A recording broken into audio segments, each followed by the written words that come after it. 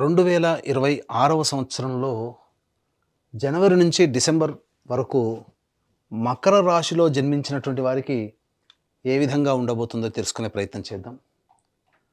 ప్రధానంగా గురువు, ఏ యోగాన్ని ఇవ్వాలన్నా గురువే.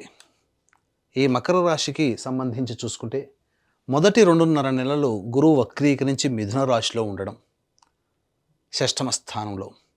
దీని ప్రభావం వలన వక్రీకరించినటువంటి కారణం చేత యోగించేటువంటి ప్రభావం ఎక్కువగా ఉంటుంది.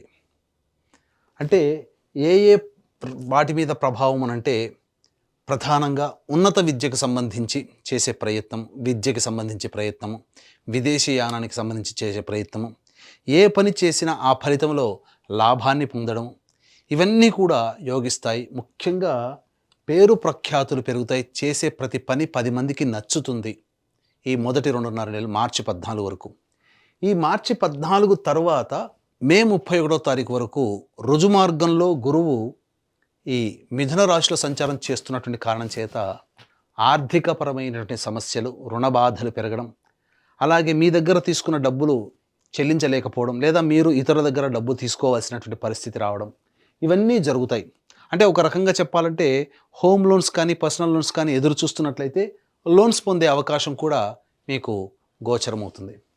ఇక జూన్ 1వ తారీఖు నుంచి అక్టోబర్ 31వ తారీఖు వరకు కూడా, అంటే June, July, August, September, October, ఈ 5 నెలల పాటు యోగ్యమైనటువంటి కాలం.